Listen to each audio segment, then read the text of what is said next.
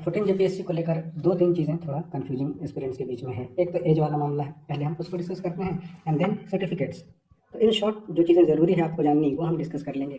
बाकी गवर्नमेंट के गैजेट्स हैं, रिकॉर्ड्स हैं और अलग तरह के सर्कुलर्स के रेफरेंस हैं, वो कोई खास मतलब है नहीं। बस पॉइंट टू जो आपको ज़रूरी है जानना हम वो बातें डिस्कस कर लेंगे। सबसे पहले देखिए एज, जैसा हमने देखा कि ये कट ऑफ डेट 1/8/2026 था और लास्ट वाले में 2017 था, तो 17 से सीधा ये जंप करके 26 पहुंच गया। तो बीच के साल कहाँ गए? तो ऑब्वियसली स्टूडेंट्स की मांग भी जायज़ है और अगर आयोग या सरकार नहीं कराती एग्जाम तो इसमें स्टूडेंट्स की कोई गलती है नहीं, तो अपना रखा गया है बात एंड देन। अब ये जो आपका department of personal and training है, डीओपीटी, जिसे हम कार्मिक विभाग भी कहते हैं, सो दिस कार्मिक विभाग कैबिनेट को कल जो मीटिंग है इसमें पुट कर देगी और मोस्ट प्रोबेबली या कंफर्म ही कहिए कि ये जो आपका कट ऑफ डेट है इसको कम कर दिया जाएगा।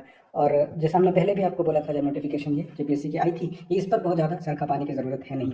ऐसा करेगी नहीं कि 1-1.5 लाख जो काफ़ी टाइम से कर रहे हैं, कोई इंटरव्यू मार्क पे आउट हो गए या फिर अलग अलग जिसने जीवन खपा दिया अपने जेपीएससी के लिए, बीच में सरकार ले नहीं एग्जाम और फिर ये जंप करके बीच के 8-9 साल गायब कर दे, तो ये मोस्ट प्रोबेबली एक नोटिस निकालेगी जेपीएससी और वो आपका एज वाला इशू कम हो जाएगा। तो 17 है, तो अब एग्जैक्टली क्या देती है कट ऑफ डेट वो नोटिस आने के बाद पता चलेगा। तो जो आपको ये डाउट था कि whether you will be excluded या आप छांटे जा सकते हैं, तो ऐसा है नहीं। और हमने ये शुरू में भी हालांकि बात की थी इसके बारे में और ये कंसर्निंग था भी नहीं। दूसरा एक जो एस्पिरेंट्स के बीच में कंफ्यूजन है वो है सर्टिफिकेट्स को लेके, किसका सर्टिफिकेट चाहिए, कैसा फॉर्मेट होना चाहिए, कब के डेट होने चाहिए। तो बेसिक चीज़ें जान लीजिए, एक बार हम उसके बारे में बात कर लेते हैं और वही आपके लिए इंपॉर्टेंट भी है।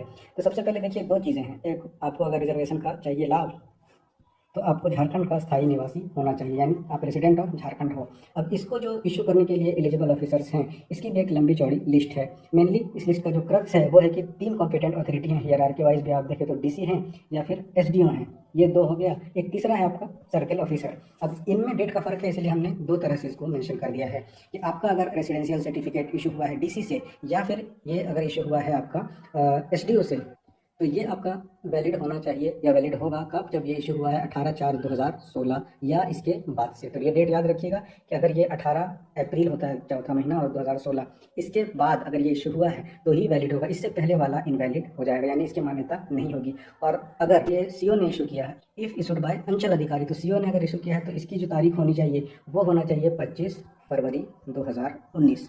ये हो गया रेसिडेंशियल के लिए, दैट्स इट। आपके पास अगर पुराने सर्टिफिकेट्स हैं या आपको ये चीज़ें पता हैं तो वेल एंड गुड, और अगर सर्टिफिकेट है आपको पता नहीं है तो ये 2 डेट देख लीजिए और किसने इशू किया है। ये इशूइंग ऑफिसर का नाम भी होता है और ये डेट भी उसमें मेंशन होता है। तो अगर इन डेट से पहले के हैं तो आप इसे अपडेट करा लीजिए अगर आपको रिजर्वेशन कैटेगरी में फ़ायदा उठाना है तो। ये आवासीय के लिए हो गया। अब दूसरा होता है कास्ट।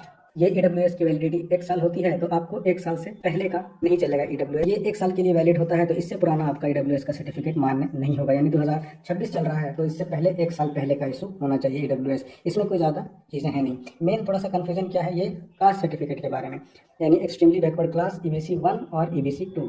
इसमें कास्ट सर्टिफिकेट के बेसिस पर आपका बनता है नॉन क्रीमी लेयर, एक सर्टेन जो पैमाना है उसके ऊपर। आप ऐसा नहीं है कि आप जीवन भर फाइनेंशियली काफ़ी स्ट्रांग हो गए हैं और लाभ लेते रहेंगे, तो एक सीलिंग तय कर दी गई है कि अगर आप इसके ऊपर आते हैं तो यू आर क्रीमी, है ना। क्रीमी मतलब आप अच्छे पोजीशंस पर हैं और अब आपको आरक्षण का लाभ नहीं चाहिए, तो उस सीलिंग के बेसिस पर इशू किया जाता है नॉन क्रीमी लेयर सर्टिफिकेट। तो इसमें जो डेट हैं, अगर आपके ईबीसी 1 या ईबीसी 2 कैटेगरी में आते हैं तो ये जो एनसीएल है, नॉन क्रीमी लेयर सर्टिफिकेट, ये जो इशू हुआ है ये नॉट आफ्टर 25/2/2019 के बाद का नहीं होना चाहिए। अब अभी चल रहा है 2026, 19 और 7 26, यहाँ पर भी 7 साल का गैप। और वैसे जो नॉन क्रीमी लेयर होता है 1 साल के लिए वैलिड होता है, थोड़ा सा समझ लीजिए इसको ना, 1 साल के लिए वैलिड होता है। लेकिन ये भी कह रहा है कि 2025/2/2019 के बाद वाला भी चल जाएगा मीन्स 3 चीज़ें लगती है आपके नॉन क्रीमी लेयर बनाने में, कास्ट, रेसिडेंशियल और तीसरा इनकम। तो कास्ट और रेसिडेंट इंसान का चेंज नहीं होता, चेंज होता है इनकम। तो 1 साल से ज़्यादा अगर हो चुका है ये, तो आपका इनकम में भी चेंज हो जाएगा। तो अगर आपका 25/2/2019 के पहले का है अगर नॉन क्रीमी लेयर बना हुआ, तो ये वैलिड तो हो जाएगा, लेकिन आपको यहाँ पर देना पड़ेगा फॉर्म 11। तो ये फॉर्म 11 और दूसरा देना पड़ेगा फॉर्म 15 का, अगर आपका 25 फरवरी 2019 से पहले का नॉन क्रीमी लेयर बना है। और इसके पीछे लॉजिक यही है कि इनकम आपका चेंज हो जाता है। डिक्लेरेशन क्या है वो भी हम देख लेते हैं। अब इसमें डिक्लेरेशन में है कि अभी जो आप बिलोंग करते हैं जिस कास्ट से, तो वो तो वही है, लेकिन अभी क्रीमी लेयर में अभी भी आप नहीं पहुंचे। एक सिंपल डिक्लेरेशन है, उसमें भी अगर फॉर्म 11 है तो 11 में आपको सीओ से वेरीफाई कराना पड़ेगा, अटेस्ट कराना पड़ेगा। और ये जो 15 है, 15 सेल्फ डिक्लेरेशन है। अभी हम इसका फॉर्मेट भी देख लेते हैं। अब ये फॉर्मेट कहाँ मिलेगा, तो ये लेटर नंबर कह रहा है 1754, तो ये है आपका लेटर नंबर 1754।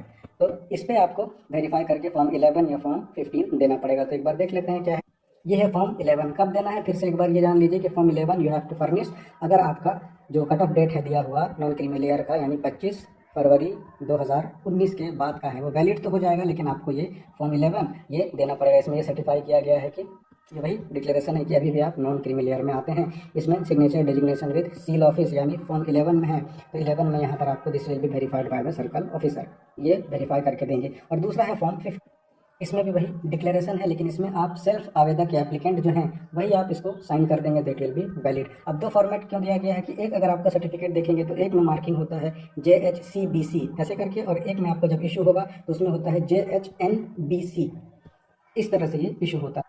तो अगर आपका CBC है तो आपको फॉर्म 11 लगेगा, और आपके अगर सर्टिफिकेट में मतलब पहले से अगर बना हुआ है तो इसमें आपको फॉर्म 15 लगेगा। 15 ये सेल्फ डिक्लेरेशन है, एंड देन अगर ये लगेगा तो this is to be verified by the circle officer. और जो हमने डेट बताया, यानी कि अगर आपका OBC सर्टिफिकेट बना हुआ है नॉन क्रीमी लेयर है ना 25/2/2019 तो इसकी ज़रूरत है, और नहीं तो फिर आपका अगर रिसेंट है और 1 साल से ज़्यादा नहीं हुआ है 2026, जैसे लास्ट डेट एप्लीकेशन का है 14/2/2026, और आपका सर्टिफिकेट अगर वैलिड है सपोज करिए 15/2/2026 तक भी, तो ये इसकी भी ज़रूरत नहीं है। आई होप ये चीज़ें आपको क्लियर हो गई होगी। एक चीज़ और थोड़ा सा है कि जो सेंट्रल गवर्नमेंट में अपॉइंटमेंट या एजुकेशन इंस्टीट्यूशंस में एडमिशन के लिए जो इशू होता है उसका फॉर्मेट होता है कुछ, उसमें मार्किंग होती है JHCOB ऐसे करके कुछ है ना, और फिर आपका सर्टिफाई होता है कि क्यों ये इशू किया गया है। तो ये जो सेंट्रल गवर्नमेंट के लिए इशू होता है वो आपके JPSC एंड JSSC में वैलिड नहीं है। और इसका ये देखिए यहाँ पर ये फॉर्मेट भी है, जो प्रज्ञा केंद्र वाला भी जहाँ पर आपका बनता है कास्ट और नॉन क्रीमी लेयर सर्टिफिकेट्स, ये वो भी अब बता दें उसको कि किस एग्जाम के लिए है। तो एप्लीकेशन जब होता है तो ये अलग अलग होता है, सेंट्रल गवर्नमेंट के लिए अलग होता है, एंड देन राज्य सरकार में रिक्रूटमेंट और एडमिशन्स के लिए अलग से रिक्रूटमेंट के लिए OBC या नॉन क्रीमी लेयर इशू किए जाते हैं। तो ये सब कुछ जरूरी बातें थी, तो मुझे लगा डिस्कस कर देनी चाहिए। और जो कट ऑफ डेट मैंने बताया वो आप याद रखिए कि इफ़ आपका कास्ट सर्टिफिकेट बना हुआ है नॉन क्रीमी लेयर यानी कि 25 फरवरी 2019 के बाद का, ये वैलिड है और 1 साल से पहले का नहीं होना चाहिए। और अगर ये आपका रेसिडेंशियल है तो रेसिडेंशियल में 2 कट ऑफ डेट है, अगर TC या SDO इशू कर रहा है तो DC SDO इशू कर रहा है तो इसका डेट होना चाहिए 18 अप्रैल 2016, और अगर it is issued by circle officer तो ये 19/7/2019, इसके पहले का नहीं होना चाहिए।